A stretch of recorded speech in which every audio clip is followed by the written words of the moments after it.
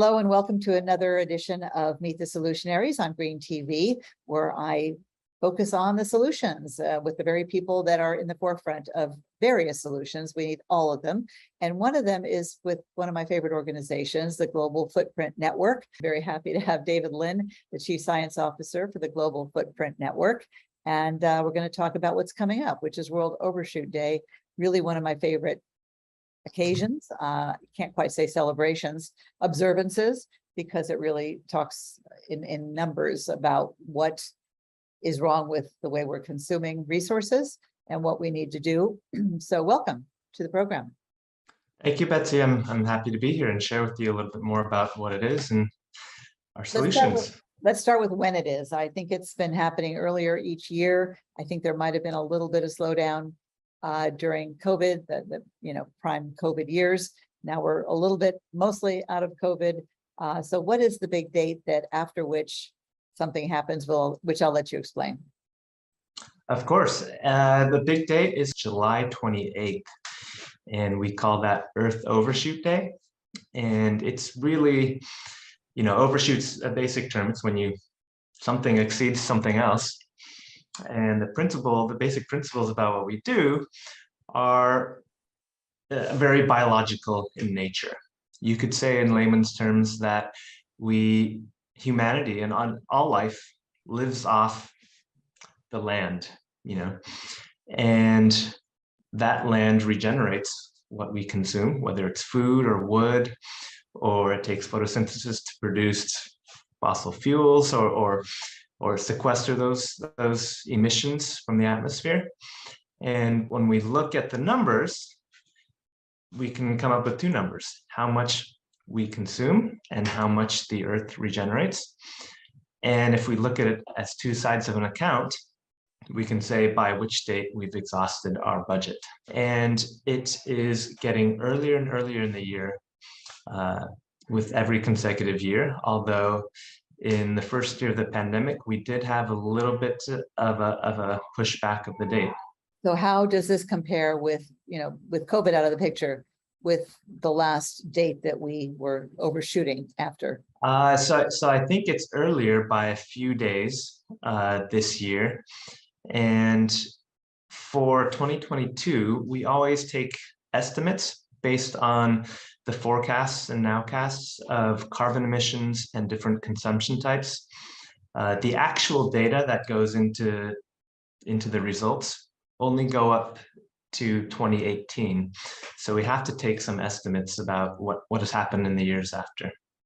And I've been covering World Overshoot Day for many years, over a decade. I could be wrong, but I recall it used to be like in September. Am I wrong? You are right. Yeah. So it's getting worse, clearly, not surprisingly, but dramatically so. Right. Overshoot began sometime in the early 1970s, actually. Before that, our consumption and our populations were much smaller, and we grow every year. And that means that if other countries, if I recall, were to consume as much as we in the United States, superpower that we are, super consumers, super wasters, super emitters that we are, that we would need like 4 or 5 more planets. Is that a correct assessment? That's right. If everyone consumed like the average person in the United States, we would need quite a bit more in terms of number of planets. And of course, the old problem is still a current problem, and that's there are developing countries that need to bring up their standard of living and need to use more energy and need to then burn more carbon.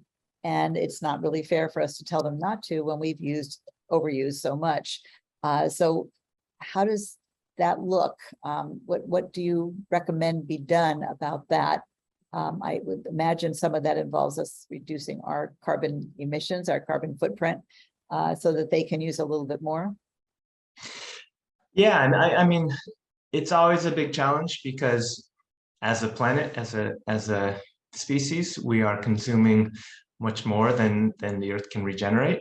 And I think the focus needs to be on well-being.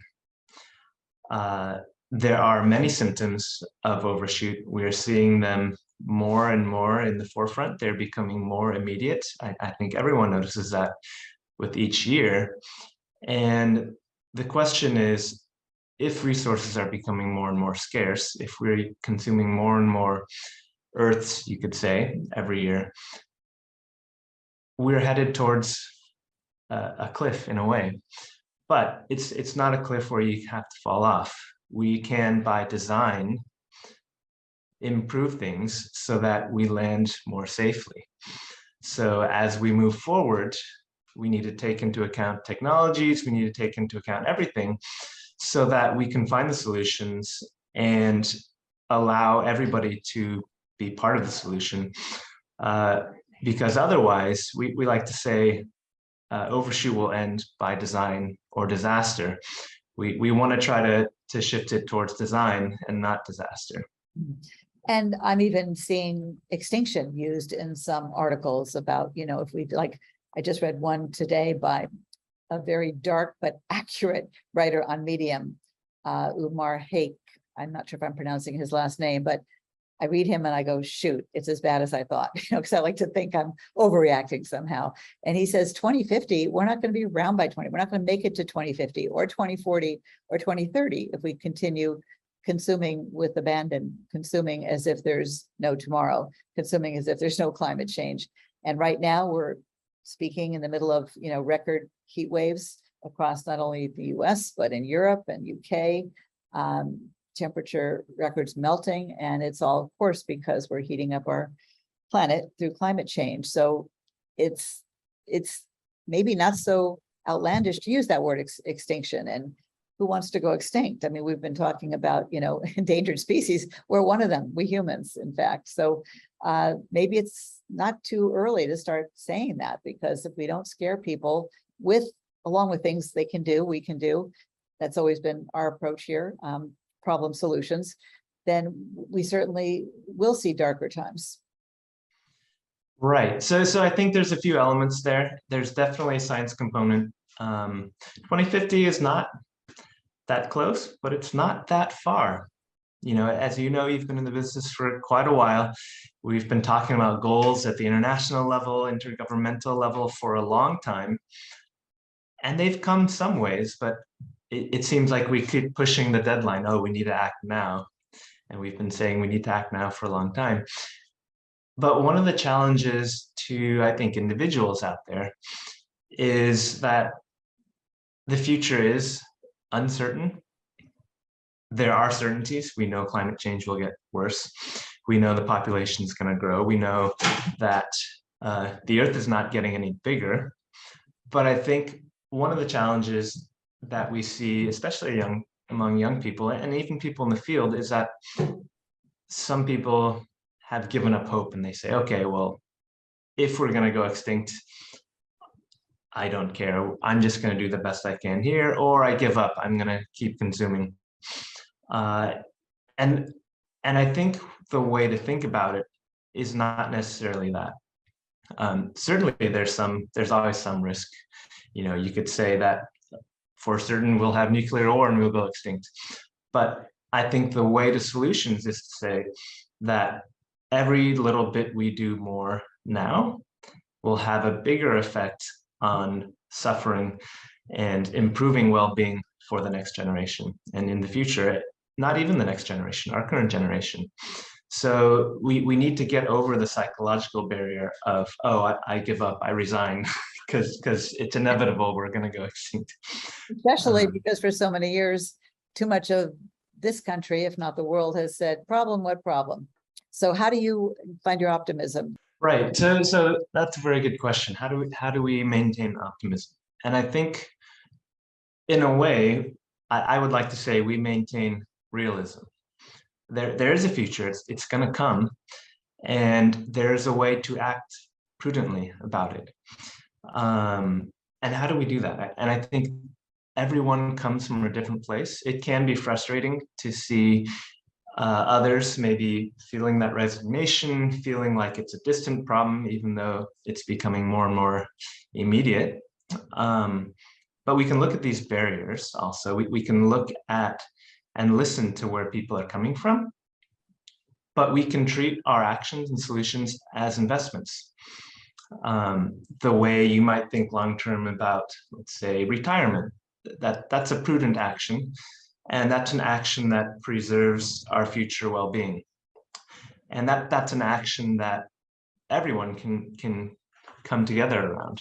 You know, there is this current focus, and the things that have made us successful as humanity, the ability to draw and extract resources from our environment to improve our livelihoods and well-being. The goal is no different. We still want to improve our livelihoods and maintain well-being, but the extraction is just increasing by a little too much, right? But if we're prudent and we think about it as an investment, that's a message that can resonate with everybody. We want to invest in our well-being, but it's also how do we deal with these barriers that others might feel? Framing it that way is one very helpful way, but also how do we communicate and interact with others while we listen to where they're coming from in a way that we can inspire them to have agency. So those two approaches, I think, are a way that we maintain our realism. If the future is going to be X, what's going to make us more successful? If we could have seen today, we know that fossil fuels will need to be out in the future. We had a very quick thing happen that made gas prices go up, but a prudent person in the past might have just said, oh, well, if I know fossil fuels are going to be out, I need to find myself in a lifestyle where I don't need to drive a fossil fuel dependent vehicle, or whether that means public transportation or an EV. But anyone who made that decision 5 years ago would be very happy today to see that their investment is paying off. Yes, we have 2 electric cars and have pretty much since they were available, and it does make a big difference. And I was just out in California driving a rental car, and it was just a little Kia, you know, an economy car, cost $80 to fill up. And I said, oh my God, now I have sympathy, but not really, because, well, you know, now that hybrid and electric cars are becoming more affordable, you know, really, that's got to be one of the solutions, not the only one. So it must really disturb you. Let's talk about politics for a minute, to see a Joe Manchin continue to hold things up, you know, because of inflation. I mean, inflation is a passing thing. A healthy planet, not so much. You know, it's so maddening, especially because he burned up so much time as the planet's burning. So how do you deal with that? Because that's the kind of thing that just makes those of us who know too much want to just put our heads down and cry. And that this is happening in mid-2022, record heat, climate change has clearly arrived. There's no doubt about it. And then all the Republicans who won't vote for climate action. He's not the only villain here. How do you find hope in the face of that at this very late stage? Yeah, that's been a big challenge all along, right? As someone who's been involved in climate science from earlier days, we know that we put out the data and people don't respond, or decision makers don't respond as quickly or with the urgency that scientists are putting forth with IPCC, all of the data that's come forth. So a lot of it is, you know, if we knew how to solve it, we would probably be there. So the first thing I'll say is we don't know the best way to solve it, but our approach is really to take a prudent approach. I think putting forth the data, no one can dispute that we are getting bigger and that the planet is not getting any bigger. But how do we frame that in a way that we are preserving the success of our state, for instance? You know, if that state is going to invest in fossil fuel infrastructure, that's what we call a stranded asset. You know, every dollar you spend on improving fossil fuel-based infrastructure is going to be money that could have been spent on an investment that's going to be worth more in the future, but that investment is going to be lost in the future. So while you could have spent time preparing for the future to come, you're spending time wasting your money and further damaging, increasing how quickly we're going to see the effects of climate change. Now, whether that message is going to come across immediately, or when it becomes urgent, it really comes down to looking a little further in the future and seeing the trend and focusing on what's going to bring us more security and well-being in the future. One of the things I've noticed is how little mainstream media in this country covers World Overshoot Day. I've pitched it to a few networks that I was pitching for a show on solutions a few years ago, and they very arrogantly said no. And it's like, that's an interesting story, especially if you haven't covered it every year. Makes real the problem, the threats, and makes individuals perhaps motivated to do more. And so the fact that they don't want it, which is a symptom of the problem, which is they don't want to upset their viewers, apparently, or their advertisers. What have you found? Is it this country that's particularly bad at bad news? Yeah, and I couldn't say I could put a finger exactly on why. But there is certainly a lot of negative news in American media, and focusing on the sensational and kind of the negative, and probably they don't want to add more to it. But I don't let them off the hook for that, because they haven't done much for the 10, 15, 20 plus years I've been covering this. There wasn't so much negative news back then, and they don't hesitate to cover all the negative political news and the divisiveness and all the other problems. They seem to thrive on it. Maybe it's good for ratings, but clearly this is negative news that matters and could use some attention and publicity. But other countries seem to be ahead of us, many of the countries in Europe, for instance. Do you have an example of that? Yeah, of course. It is extremely popular in many countries in Europe. The ecological footprint they actually have national goals in Slovenia, at the municipal level in Portugal. Germany and Switzerland recognize it, and it's very popular. In fact, one year we had an advertisement in Times Square in the United States. We had this beautiful Louis Schwartzberg animation of nature, and it said Earth Overshoot Day is July, I forget, it must have been actually August that year. And we had a reporter on the street interviewing bystanders as they would walk by in Times Square. And they said, "Oh, do you know what Earth Overshoot Day is? It's today." And most Americans did not know what Earth Overshoot Day was, but a family of tourists from Germany came by, and they were the only ones who said, "Oh yeah, of course we know what Earth Overshoot Day is. We learn about it in school, and it is a very important day every year that we recognize, and that humanity has grown and exceeded what nature can regenerate." So whereas it gets huge uptake in Europe, it's relatively quiet in the United States. Europe, you're much smarter than we are. Really, America, do you really want to be dumber? I mean, it's just so antithetical to how we view ourselves as a country. And yet, I was just in Amsterdam last month, and, they're so green. The boats that, ply the canals up and down every day, every night, are going to be electric by 2025. And they're just doing so much to be green, as a city, as are many Scandinavian countries and Germany and France. They're really all ahead of us. Not that they're perfect, but it just blows my mind that, a country that prides itself on being a superpower in many ways is allowing itself to be super slow when it comes to waking up and smelling the carbon and getting off our gases.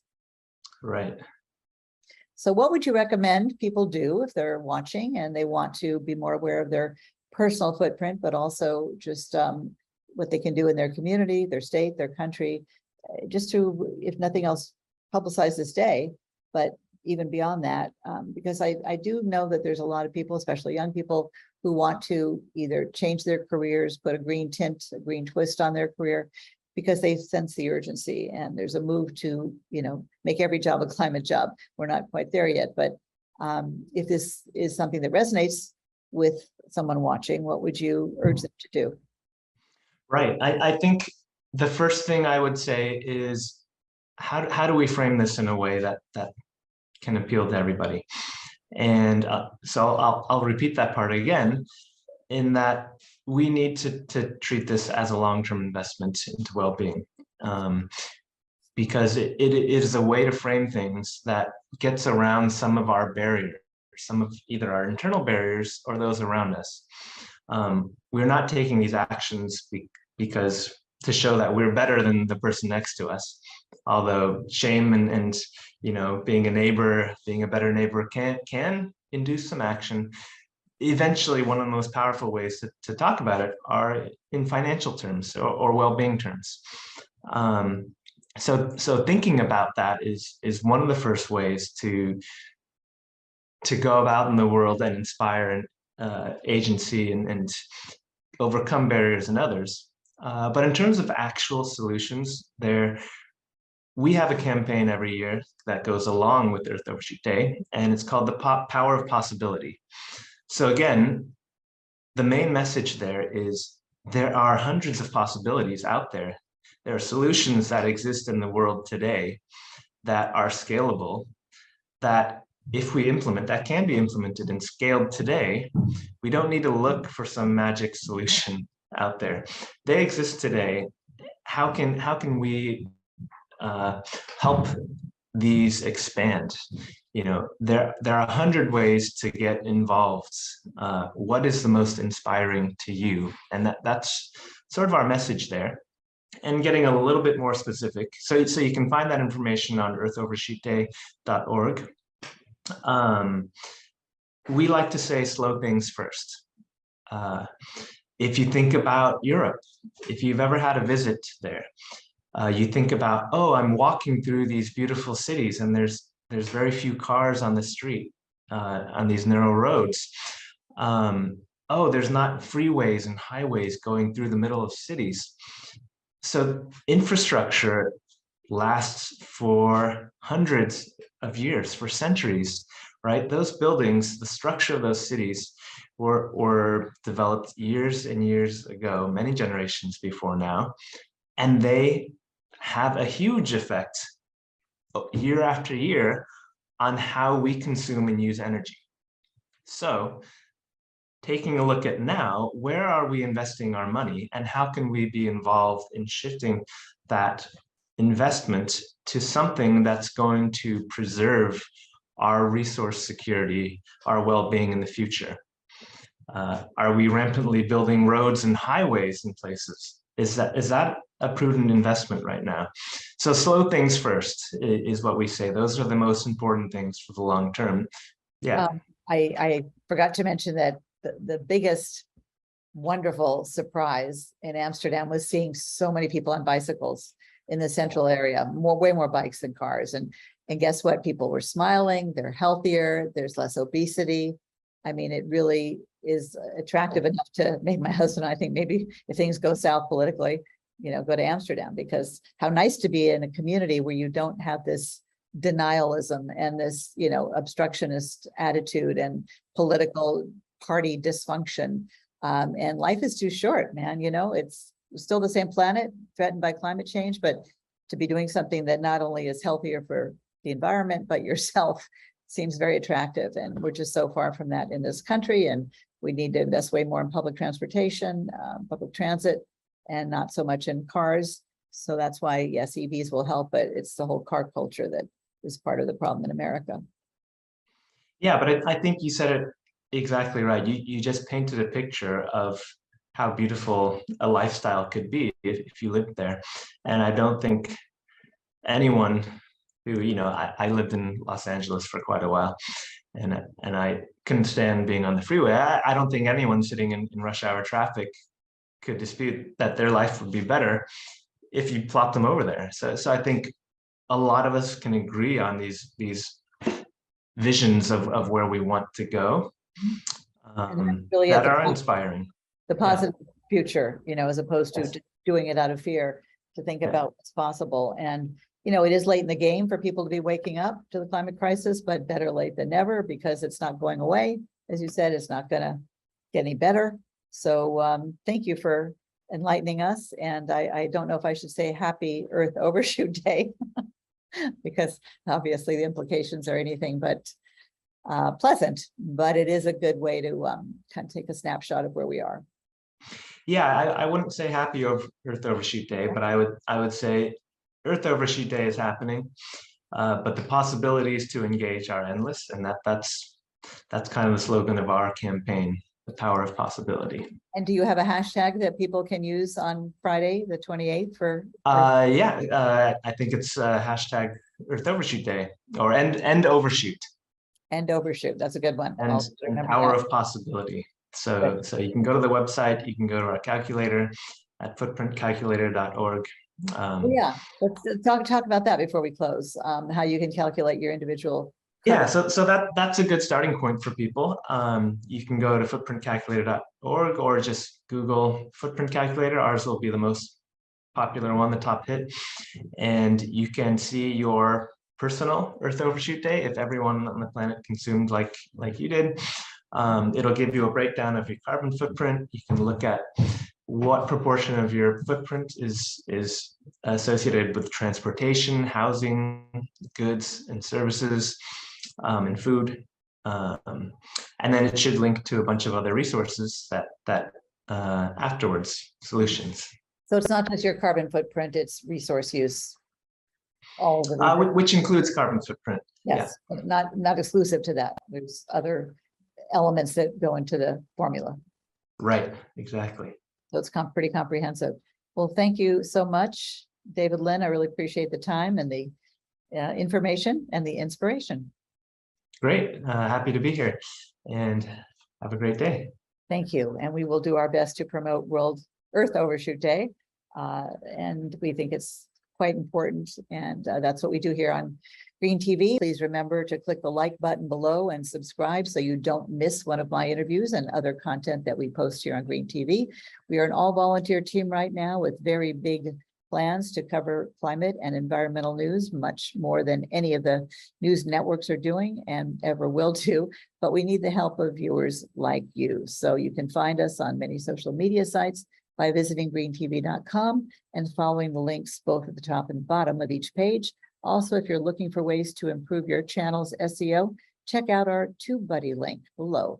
By using that link, you can help Green TV while improving your channel too. Thank you and have a great Green Day. Thank you. And thank you for your great work. Thank you. And we hope you have a successful Earth Overshoot Day. We'll do our part to help.